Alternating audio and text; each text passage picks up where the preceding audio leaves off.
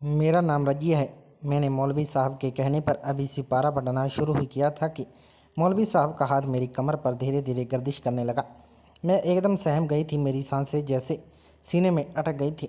मैंने एक नज़र मौलवी साहब को देखा तो वह बड़ी अजीब नज़रों से मुझे देखकर मुस्कुराने लगे थे। मैं कुछ खिसक कर पीछे बैठ गई। मौलवी साहब ने अपनी सफ़ेद दाढ़ी पर हाथ रखना शुरू किया। मैंने अपने सिपार की जनीब देखा और सबक दोहराया। मुझे लगा जैसे मेरे पूरे वजूद में हजारों चींटियां रेंग रही हों। मैंने फिर मौलवी साहब की तरफ देखा तो उनकी नज़रें मुझ पर टिकी हुई थी। शायद मैं सब बच्चियों में से बड़ी थी। मेरी उम्र सिर्फ अभी 13 साल थी और मैं पहले सीआर पर थी। मेरे वालिद का काम कुछ कुछ ऐसा था, हर महीने बाद उनका ट्रांसफ़र हो जाता था। मेरे स्कूल की तालीम के साथ साथ दीनी तालीम भी डिस्टर्ब हो रही थी। जिस मोहल्ले में अब हम रह रहे थे वहाँ मौलवी साहब ने एक मदरसा खोल रखा था। बहुत से अच्छे बच्चे इस मदरसे में रहते थे, लेकिन ज़्यादातर लड़के ही रहते थे। हमारा घर इस मदरसे के बराबर में ही था। अम्मी ने मुझे भी वहीं पर कलाम पाक पढ़ने के लिए भेजना शुरू कर दिया। पहले तो मौलवी साहब ने बड़ी शराफत दिखाई थी, लेकिन जब से मैंने वह दिल दहला देने वाला मंजर देखा था, उसके बाद से मौलवी साहब की अजीबो हरकत मेरे साथ शुरू हो चुकी थी। कभी सबक देते हुए वह मेरा हाथ पकड़ लेते, कभी मेरे रुखसार छूने लगते, कभी मुझे अपने पास बिठाकर मेरी कमर को सहलाने लगते। मैं इनकी हरकतों से बेहद परेशान होकर रह गई थी। मेरा मसला यह था कि मेरी वालिदा ने मुझे कभी भी गुड टच और बैड टच के बारे में नहीं बताया था, और ना ही कभी यह कहा कि कोई तुम्हें ऐसे छुए तो चिल्लाना शुरू कर देना या सख्ती से पेश आना। यह बात मेरी माँ को बता चाहिए थी।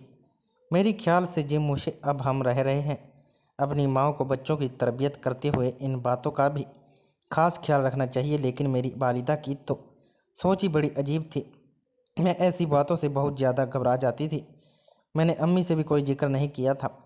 बस एक दिन तंग आकर घर जाकर यह कह दिया, मुझे मौलवी साहब से नहीं पढ़ना, वो मेरे लिए किसी मुलानी का इंतज़ाम करें। क्योंकि जो कुछ मैंने कुछ दिन पहले पर होते हुए देखा था, मेरा दिल मौलवी साहब को देखते ही सूखे पत्ते की तरह कांपने लगता था। लेकिन मेरी बात सुनकर अम्मी ने मेरे मुंह पर थप्पड़ मारा और कहा, कान खींचकर मौलवी साहब के पास ले गई। कहने लगी, मुझे इस लड़की ने मुझे परेशान कर रखा है।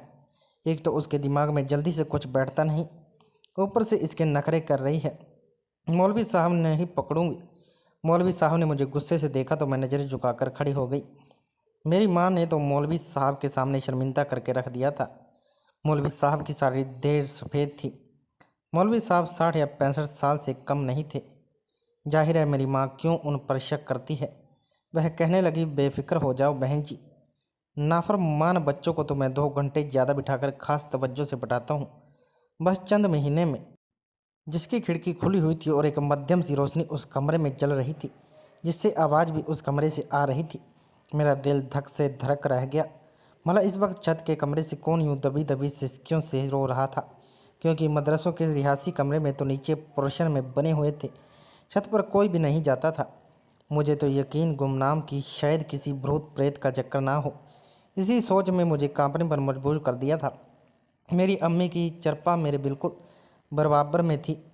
मैंने अम्मी का हाथ जोर से पकड़ दिया और आयात कुर्सी को पढ़ना शुरू कर दिया, लेकिन वह सिसकियों की आवाज़ मुझे मुसलक आ रही थी। मैंने ज़ोर से अपनी आंखें भींच ली और सोने की कोशिश करने लगी। अगले रोज़ जब मैं मदरसे में गई तो मौलवी साहब बादाम मिला दूध नौशा फरमा रहे थे। कहने लगे, रात भर वजी करता रहूं, बच्चों को कमज़ोरी महसूस हो रही है। एक तो यह जिन्नात के बच्चे भी बेहद परेशान करते हैं। इस वक्त बहुत सी औरतें अपने बच्चों को नाजर के लिए छोड़ने आई थी। मौलाना की बात सुनकर बड़ी मुतासिर नज़र आ रही थी। एक औरत कहने लगी, तभी तो मौलवी साहब आपकी छत पर किसी की सिसकियों की आवाज़ आ रही थी।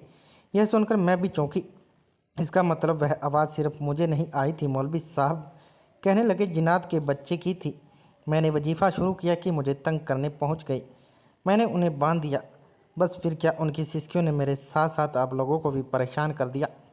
बात सिर्फ यहीं तक होती तो अफसोस ना होता, लेकिन कम वक्त जाते जाते मेरे एक शागिर्द को मार पीट कर बेचारा आज बुखार में पड़ा है। मौलवी साहब की बात सुनकर वहाँ मौजूद खवातीन खौफ ज़्यादा हो गई थी। मौलवी साहब कहने लगे, आप लोग परेशान ना हो, मैंने समझा दिया है, किसी को नुकसान नहीं पहुँचाएंगे, लेकिन अगर किसी को रात को रोने से या मदद के लिए पुकारने की आवाज़ आए तो उस पर ज़्यादा तवज्जो मत देना। वरना वही होगा जो मेरे सारगदम की आवाज़ सुनकर कमरे में आ गया था। यह सुनकर तो सभी औरतें घबरा गई थी। डर तो मैं भी गई थी क्योंकि सिसकियों की आवाज़ तो मैंने भी सुनी थी।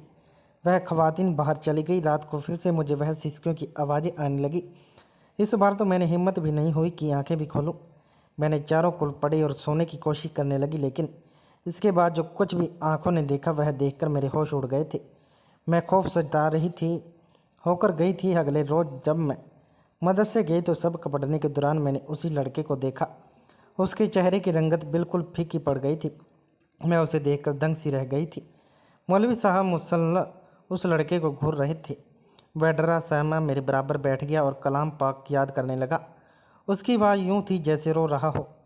मुझे उस पर तरस आने लगा। उसकी उम्र 7 से 8 साल हो, ज़्यादा नहीं थी। और जो कुछ मैंने उसके साथ होते देखा था, मेरे होश उड़ गए थे। मैंने उसके चेहरे की तरफ देखा। उंगलियों की छाप अभी उसके रुख पर नजर आ रही थी। वह सिपाड़ा पड़ रहा था और अपने आंसू पहुँच रहा था। उसके बाद उसकी कमीज हटी तो मैं देखकर सकपका रह गई। उसके बाजू पर किसी ने बुरी तरह दांत गाड़े थे।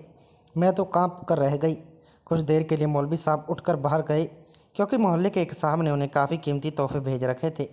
जैसे ही मौलवी साहब बाहर गए तो मैंने उसे बच्चे से कहा, कल रात तुम छत पर क्या करने गए थे, जब तुम्हें पता है कि मौलवी साहब जन्नों को काबू करते हैं। मेरी बात सुनकर उस बच्चे की रंगत उड़ी दाएं बाएं देखने लगा कि मेरी बात किसी ने सुनी तो नहीं। फिर मुझसे धीमे लहजे में कहने लगा, यह मौलवी झूठ बोलता है, बूढ़ा कहीं का कोई जिनात नहीं है। ऊपर यह सुनकर मुझे हैरत हुई। मैंने कहा, फिर तुम ऊपर क्या कर रहे थे और तुम्हारे चेहरे पर और बाजू पर यह निशान कैसे हैं? मेरी बात सुनकर एक सिसकारी उसने बड़ी करब से भरी थी कहने लगा, आज खुद देख लेना। यह कहकर वह मेरे पास से उठकर चला गया। मैं उसकी बात पर सोच में पड़ गई क्योंकि रात को मैंने इस छत के कमरे से निकलकर सीढ़ियों से उतरते देखा था और उस वक्त वह बुरी तरह से रो रहा था। पहले तो मैं समझी कि शायद नात का बच्चा है, लेकिन जब उस मदरसे से देखा तो समझी कि शायद यह जिनात के बच्चे को देखने गया था, इसलिए जिनात ने इसकी यह हालत की थी। लेकिन अब इसकी बात सुनकर मैं सोच में पड़ गई थी। शायद बात कुछ और ही थी। इस रात मैं सोई नहीं थी, अपनी चारपाई पर लेटी थी, लेकिन मेरी नज़रें सामने मदरसे की छत पर टिकी हुई थी। कुछ देर बाद जो कुछ मेरी आंखों ने देखा एक दिल दहला देने वाला मंजर था। मौलवी साहब एक 10 साल के बच्चे को अपने साथ छत पर ले गए और उसी बुरी तरह से घूरते हुए खामोश रहने का इशारा कर रहे थे। वह बच्चा हाथे जोड़ बिना आवाज़ें निकाले उनकी मिन्नतें सजामत कर रहा था, लेकिन वह उस लड़के को कमरे में ले गए। उसके बाद इस बच्चे की दबी सिसकियों की आवाज़ें आने लगी। मुझे समझ नहीं आ रहा था कि मौलवी साहब इस बच्चे के साथ ऐसा क्या कर रहे हैं कि वह रो रहा है, सिसकरा रहा है। 2-3 घंटे ऐसे ही आवाज़ आती रही। उसके बाद जब वह दरवाज़ा खुला तो बच्चा बुरी तरह से रो रहा था और ठीक से चल भी नहीं पा रहा था। मौलवी साहब अपनी दाढ़ी पर हाथ फेर रहे थे, चेहरे से बड़े खुश लग रहे थे। मैं सोच में पड़ गई कि वह क्यों रात को बच्चों को कमरे में ले जाकर मारते हैं और लोगों से यह कहते हैं कि जिनात के बच्चे रोते हैं और वह वजीफ़ा करते हैं। बहरहाल मुझे यह देखकर दुख भी हुआ और मौलवी साहब के झूठ बोलने की वजह भी समझ नहीं आ रही थी। तीसरी रात में सोच चुकी थी कि आज मैं जाकर देखूंगी कि आखिर उनकी छत पर होता क्या है और वह बच्चों को क्यों मारते हैं। जैसे ही रात गहरी हुई मौलवी साहब फिर से एक बच्चे को छत पर ले आए और कमरे में ले गए और अपनी चारपाई से उठी और धीरे से कदम उठाती हुई मौलवी साहब की छत की दीवार के पास जाकर खड़ी हो गई। वह दीवार ज़्यादा ऊंची ना थी, मैं आसानी से उनकी छत पर जा सकती थी। मैं धीरे से दीवार की मुडेर पर बैठी और दूसरी जानिब उतर गई। अब मुझे इस बच्चे की सिसकियों की आवाज़ें सुनाई देने लगी थी। मैं धीरे से चलती हुई कमरे की खिड़की के पास जाकर खड़ी हो गई। अभी भी मध्यम सी रोशनी कमरे में रोशन हुई तो जो मंजर मैंने अपनी आंखों से देखा, मेरी तो रूह लर्ज गई रह गई। मैंने फ़ौरन से अपने मुंह पर हाथ रखा, अपनी चीख दबाई। मेरी आंखें फटी की फटी रह गई। ऐसा रुफना कर देने वाला मंजर मैंने 12 साल की उम्र में पहली बार देखा था कि मैं काँप कर रह गई थी। मैंने अपने कदम पीछे के लिए उठाए थे, लेकिन एकदम से मैं एक पत्थर से टकरा गई थी। मेरे मुंह से इख्तियार चीख निकली थी। चारों तरफ खामोशी थी, इसलिए मेरी चीख फिजा में गूंजी थी। मैंने पलट कर भी नहीं देखा था और दीवार फलांग कर अपनी चारपाई पर लेट गई। मेरा दिल इतनी ज़ोर से धड़क रहा था कि जैसे सीना फटकर मेरा दिल बाहर निकल जाएगा। अगले 2 रोज़ तक मैं बुखार से तपती रही। मैं आंखें बंद करती, वही मंजर मेरे सामने आंखों में आ जाता। वो एक 10 साल का बच्चा तो छत पर लेटा था।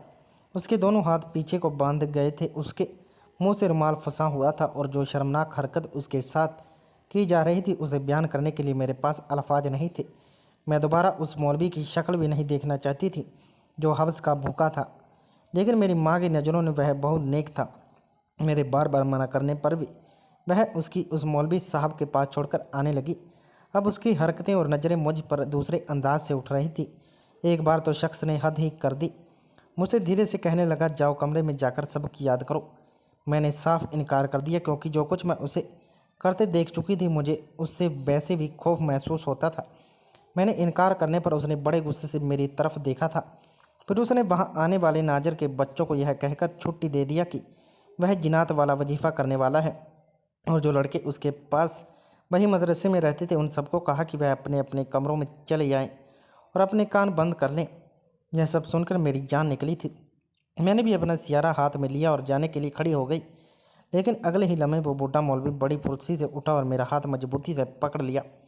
उस वक्त उसकी आंखें गुस्से से न जाने किस जज्बे के तहत सुर्ख थी। कहने लगा, मेरी टोक लगने का तुझ पर बड़ा शौक है ना? खिड़की से चुप कर देखती है कि मैं क्या कर रहा हूँ। यही सुनकर तो मेरी जान निकल गई। तो क्या वह मौलवी मुझे देख चुका था? मैंने कहा, मेरा हाथ छोड़ो, मुझे अपने घर जाना है। उस वक्त सब बच्चे जा चुके थे। वहाँ पर रहने वाले लड़के भी डरे सहमे ऊपर चले गए। उस बुढ़े मौलवी ने मेरे मुंह पर हाथ रखा और मेरी आवाज़ को दबाने की कोशिश करने लगा। फिर मुझे नीचे बने कमरे में ले गया जहाँ एक चारपाई रखी थी। उसने मुझे चारपाई पर जोर से फेंका और दरवाज़ा बंद कर दिया। मैं जल्दी से उठकर खड़ी हो गई। बुढ़ा कहने लगा, 60-65 साल, लेकिन उसमें ताकत बहुत ज़्यादा थी। शायद मैं उम्र में कम थी, चाहकर भी अपना बचाव उससे नहीं कर सकती। मेरे सर पर बंधा हिजाब बड़ी बेदर्दी से उतार कर फेंका था। मैं चलाने लगी तो मेरे मुंह पर बड़ी जोर से थप्पड़ मारने लगा। फिर अपने कंधे पर पैर रुमाल उतार कर मेरे हाथ पीछे को बांधने लगा। मैं मुसलन चिल्लाई जा रही थी, लेकिन मेरी पुकार सुनने वाला कोई नहीं था। दिन के वक्त में भी मेरी चीख पुकार पर मेरी मदद कोई ना करने पहुंचा। शायद सबको यही लग रहा था कि मौलवी साहब फिर से जिनात पकड़ रहे हैं। इस शख्स ने मेरे मुंह पर से रुमाल ठूस दिया। मेरी आंखों से आंसू बहने लगे। करीब 60-65 साल के मौलवी इस हवस का निशान बन चुकी थी। मौत से पहले मर जाना किसी कहते हैं, यह शायद उस वक्त मुझसे बेहतर कोई नहीं जानता होगा। मुझे लगा अब मैं ज़िंदा नहीं बचूं, और काश कि मैं ज़िंदा ना बचती, सब में मर जाती। मैं बेहोशी की हालत में एक चारपाई पर पड़ी थी और वह शख्स मुझे धमका रहा था कि मैं अपनी जुबान ना खोलूं। मैं यूं थी कि बेजान बहुत शख्स के कमरे में जा चुका था और मुझे अपने आप से नफरत महसूस हो रही थी। मेरे हाथ आज़ाद थे, लेकिन मुझे लग रहा कि अभी भी बंधे हुए हैं। मुझ में इतनी ताकत नहीं थी कि हिल भी सकूं। मेरी आंखों से आंसू टूट कर निकल रहे थे। मैं वहीं बेहोश हो गई। जब होश आया तो मेरी माँ मेरे पास बैठी रो रही थी और वह खबीस बूढ़ा भी बड़ी खड़ा था। कहने लगा, आप अपनी बेटी का ख्याल रखा करो। वह रात को छत से छलांग कर जिनातों को मार खाता देखोगी तो यही हाल होगा। मैंने तो बहुत चाहा कि वह इनसे नुकसान ना पहुंचाए, लेकिन मुझे भी उन्होंने धक्का देकर बेहोश कर दिया।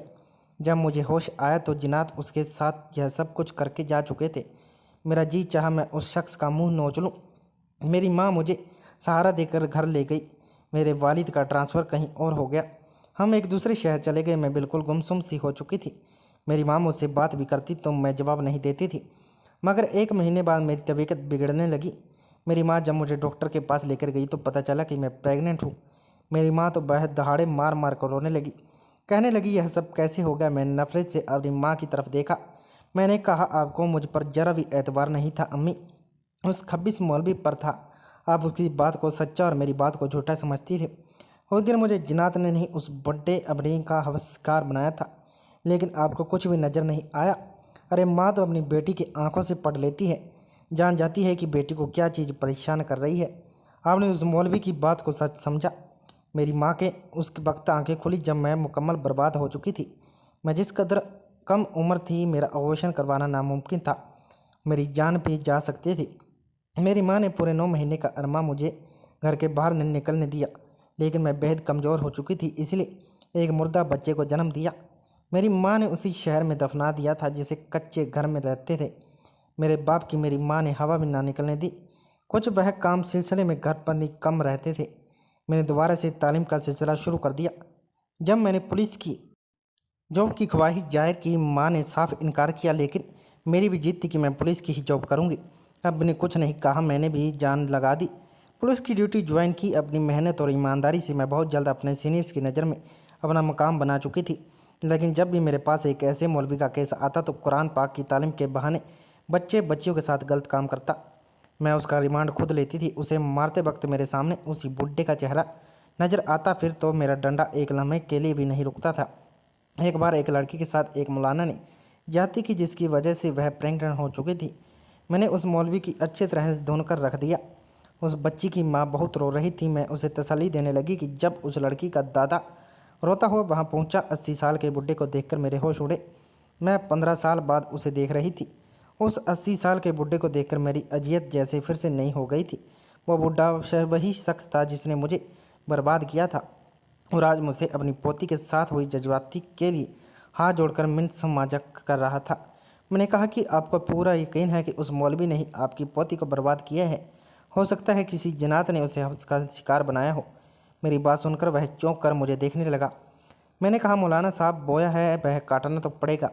हो सकता है अपनी पोती को बर्बाद करने वाला भी आपका कोई शारगिर्द हो जिसे आप छत पर लेकर जाते थे। मेरी बात सुनकर वह अपने दिल को पकड़कर वही कुर्सी पर बैठ गया। मेरी आंखों में आज भी उस शख्स के लिए सिर्फ नफरत थी। आसफ फ्रेंड यही गुजारिश है कि आप अपने बच्चों को जब भी तालीम के लिए भेजें तो उनकी गुड टच और बैड टच के बारे में ज़रूर बताएं और अपनी राय कमेंट में ज़रूर दें। तो दोस्तों यह थी आज की कहानी। आपको कैसी लगी कमेंट में ज़रूर बताएं। वीडियो अच्छी लगे तो लाइक करें, शेयर करें, सब्सक्राइब करें। धन्यवाद। मिलते हैं एक और नई कहानी में।